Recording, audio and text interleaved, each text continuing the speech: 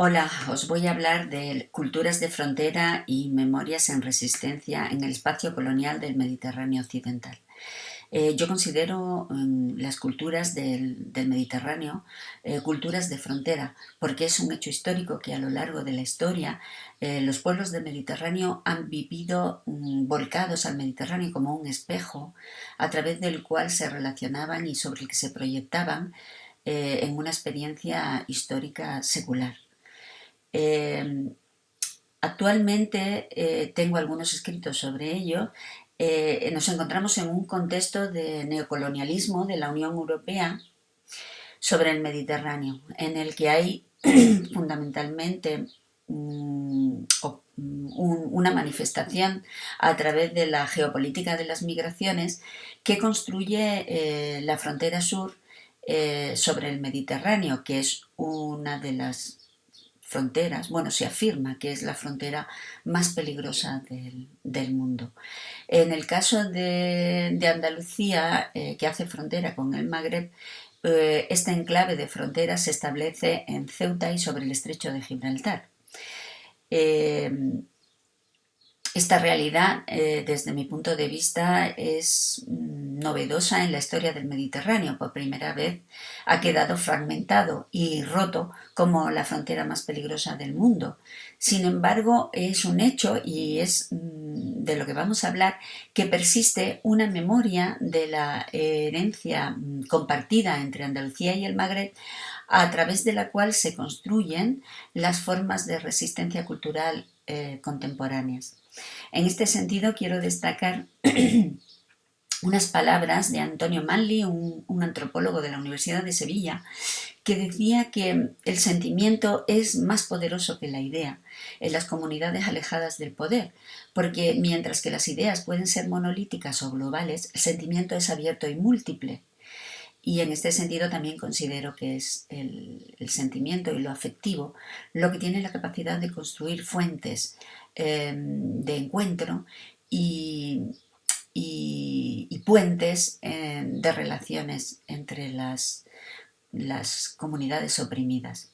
Tomando esta idea como propia, voy a vehicular el poder de la memoria honda que él la aplicaba al flamenco como lugar donde ancla la memoria de las violencias y la potencia que adopta en las manifestaciones populares mediante la carnavalización de la violencia. En Andalucía y sobre el Mediterráneo se proyectan memorias históricas seculares que arrancan de la conquista castellana. Yo me adhiero a una serie de autores revisionistas, aunque seamos pocos, que lo consideramos la cruzada occidental del catolicismo europeo y no una reconquista de Al-Ándalus como está escrito en la historiografía hegemónica.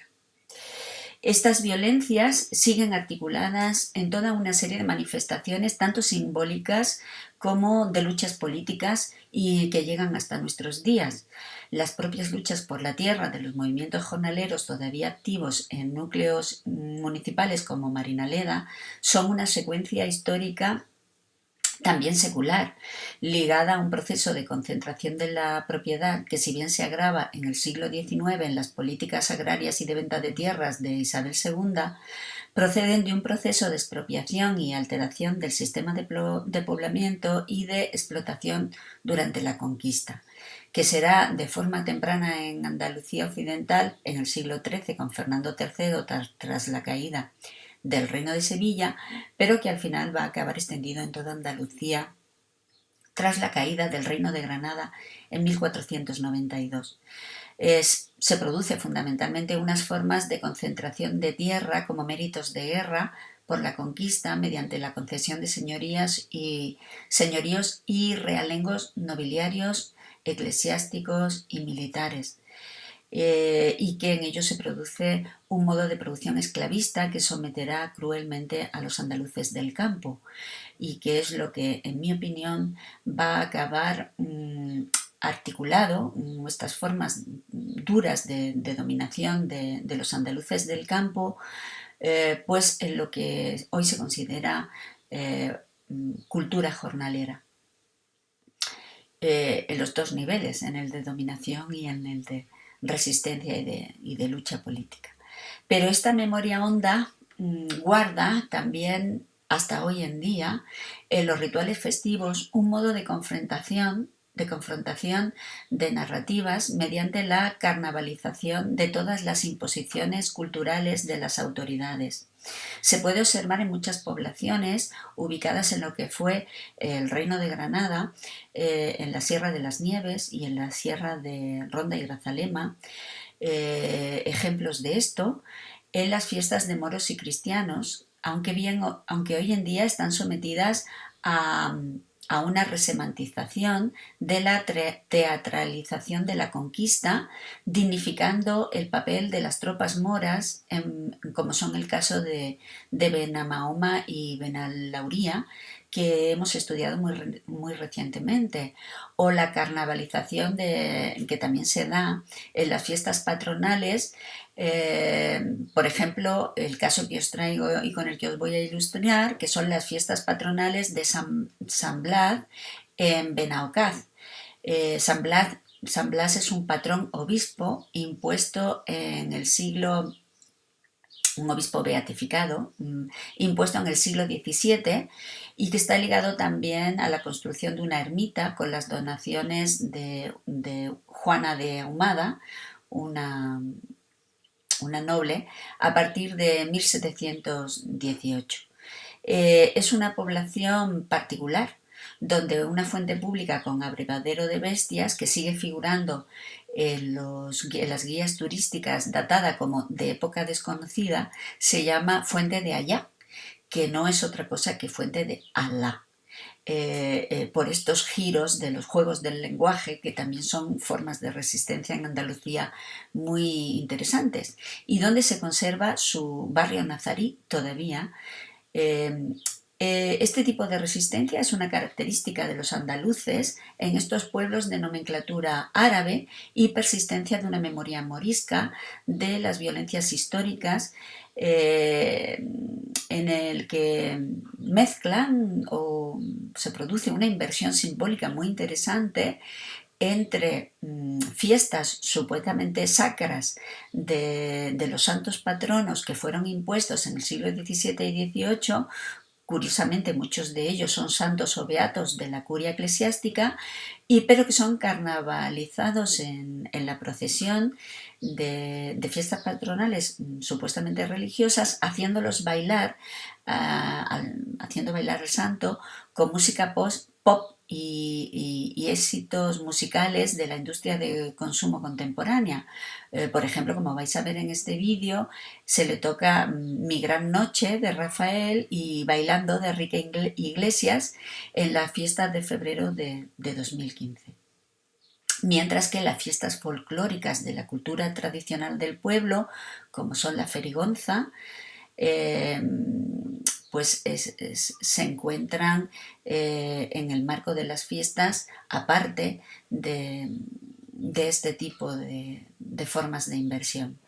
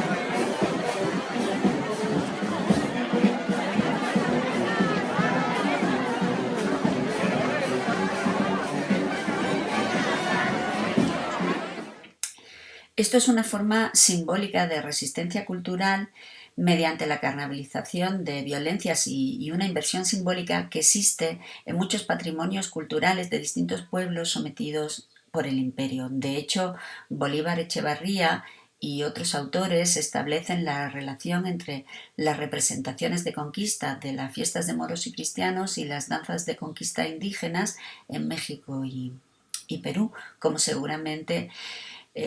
los estudiantes de América Latina conocerán. Estas manifestaciones de la opresión, teatralizando la conquista como una forma de reeditar el sometimiento y la dominación, se dieron de forma muy temprana en Al-Ándalus. Y la función política y social de su éxito es lo que las reedita por parte de los poderes políticos como estrategia colonial en América. La primera que se conoce es la danza de moros y cristianos en las bodas de Ramón Berenguer IV, conde de Barcelona, con la infanta Petronila de Aragón, tras la conquista de Lérida a los musulmanes en 1150, como mostró en sus estudios Brisset.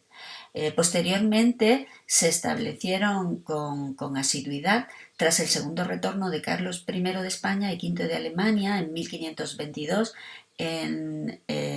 siendo la primera de estas representaciones en los municipios granadinos de Benamaurel y Zújar, en la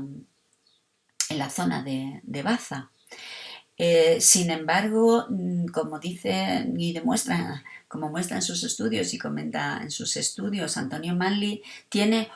todos ellos una característica fundamental y es una profunda huella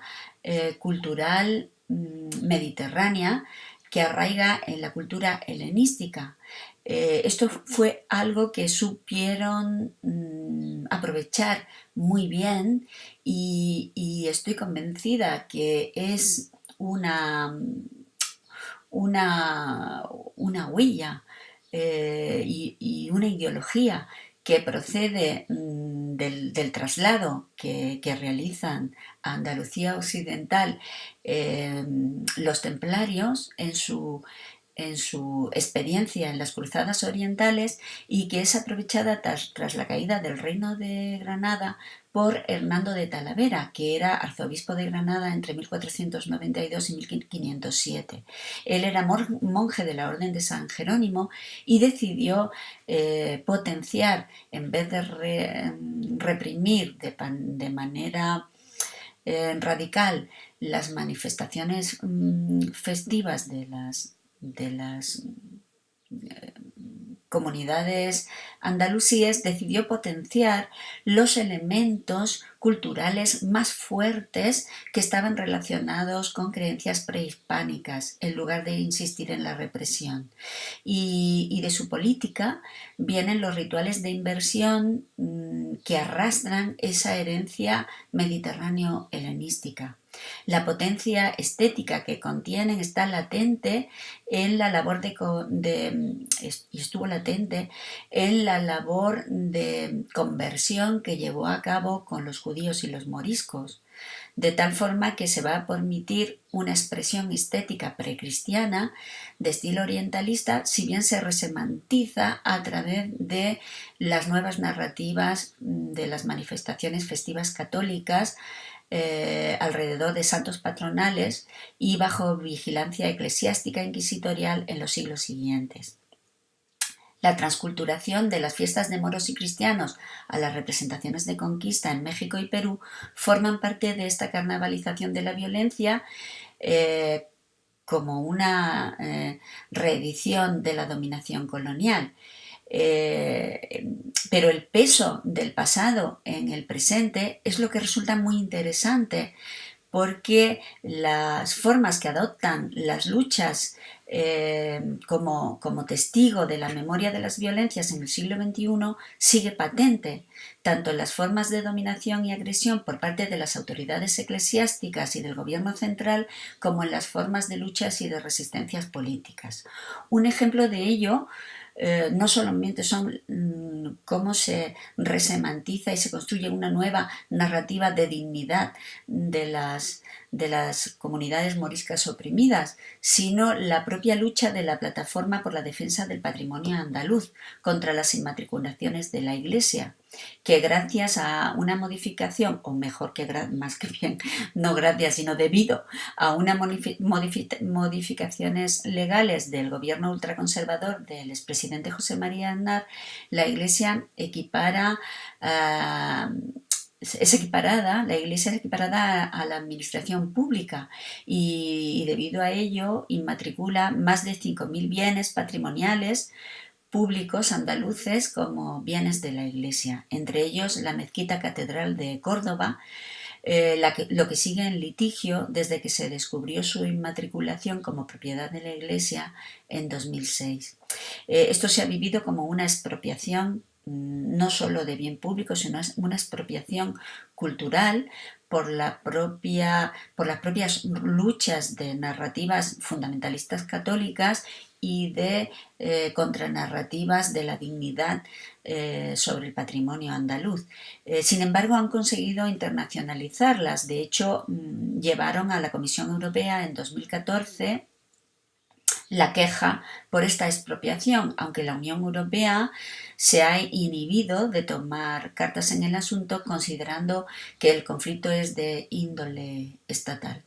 El colonialismo interno en Andalucía sigue estando vigente en las formas de expropiación y en las formas de exclusión y ninguneo político y periferización económica de Andalucía. En este sentido, además, intelectuales, activistas y revisionistas andaluces, líderes de estos movimientos como Antonio Manuel Rodríguez, son apartados de los espacios de poder a pesar del liderazgo social que demuestran con sus extensas redes de seguidores y, sin embargo, las denuncias, la producción de ensayos y libros de divulgación de la herencia morisca forman parte de una producción de libros que tienen un significado social y emocional para muchos colectivos andaluces completamente relacionados con un sentido de resistencia cultural en la globalización. Otras escritoras en esta línea son Virginia Luque, que mantiene además una conexión cultural con el norte de Marruecos y organiza actividades culturales que activan la memoria compartida mediante las huellas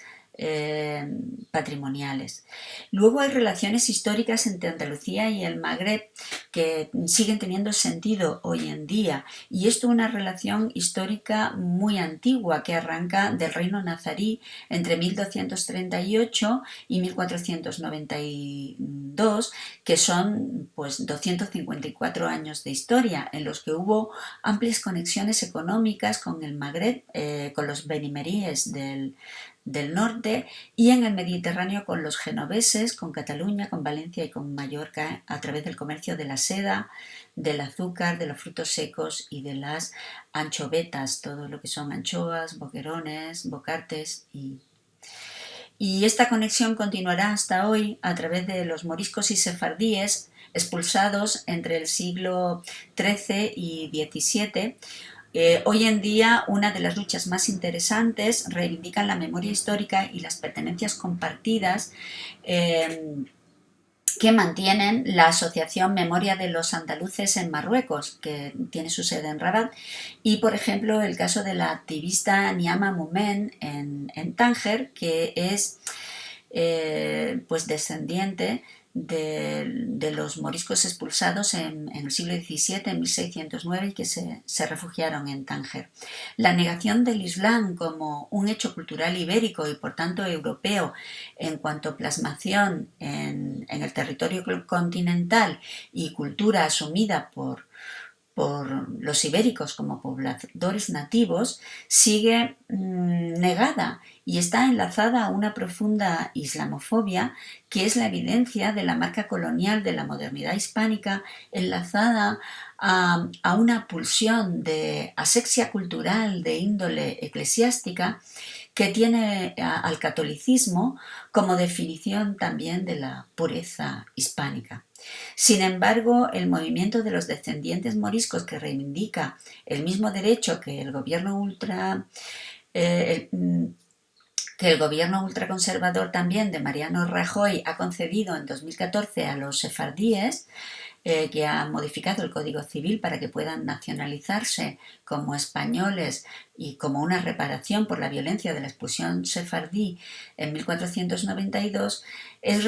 reclamado por los moriscos del Magreb, que han entablado redes de apoyo con los activistas andaluces y algunos políticos locales progresistas. Ellos piden disculpas oficiales por las expulsiones moriscas y una instancia de equidad y reconciliación para decidir la reparación histórica y el derecho de nacionalidad a los descendientes moriscos que lo soliciten.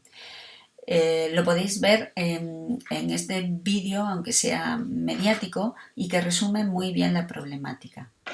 Se llaman olivares País o Vargas, se les conoce con motes como María la Granadina y sus casas son de tejas verdes como las que se construían en Hornachos, el pueblo de Badajoz del que salieron expulsados parte de los 3.000 moriscos que llegaron a Rabat en 1610. Y de lo primero que hicieron esos 3.000 moriscos recién llegados de Hornachos fue construir esta muralla, conocida de hecho como Muralla de los Andaluces, y que da nombre a la ciudad de Rabat, Ribat, que textualmente significa ciudad amurallada. No queremos la nacionalidad española, sino que se nos reconozca como víctimas de un gran error, nos explica el presidente de la asociación Memoria de los Andalusíes, que agrupa unas 600 familias en todo Marruecos, casi todas acomodadas. Los paes, por ejemplo, conservan el idioma y muchas tradiciones. Por ejemplo, la poligamia, que está autorizada por el Islam, pues los moriscos de Tetuán, aunque son musulmanes, pues es una tradición mal vista, o sea, es que casi es un pecado. Y es precisamente el reconocimiento de un estilo de vida, de unos derechos históricos y culturales, lo que reivindican ahora los moriscos. Forzosamente obligados para abandonar la patria y dar a ellos la oportunidad de regresar al país perdido. Todavía no tienen clara la fórmula, pero algunos, como Ali, proponen abrir la mano en los visados para visitar más fácilmente los escenarios de su memoria histórica. Todas estas conexiones culturales y otras muchas que me dejo en el tintero porque no queda ya espacio para tratarlo aquí, es lo que hacen de Andalucía una cultura de frontera asomada al Mediterráneo y al Atlántico, donde el mestizaje tiene una huella colonial histórica y donde los colectivos alejados del poder establecen un continuum en la memoria honda de las violencias. No puedo entrar en mayor profundidad en este interesante movimiento morisco, que es político y cultural y que se da en ambas orillas. Solo mencionar que se están realizando muy interesantes tesis doctorales en ambos lados. En 2012 y 2015 se han realizado 2 tesis doctorales muy interesantes en la Universidad de Abu Beb el-Caid y en la Universidad de Orán en Argelia, y hay bastante producción de índole literaria, ensayista, académica en Andalucía. Pero como no hay tiempo, basta solo decir que es una muestra de la fuerza de lo afectivo en la memoria cultural entre colectivos que articulan un cosmopolitismo subalterno, como lo llama Boaventura de Sousa, que permite desde luchas políticas y la construcción de conocimiento, aunque esté subalternizado, mantener vivo el pasado, y ello es una manifestación de resistencia cultural muy interesante en este siglo XXI. Nada más, espero que os haya resultado interesante y sobre todo útil en este curso que estáis realizando.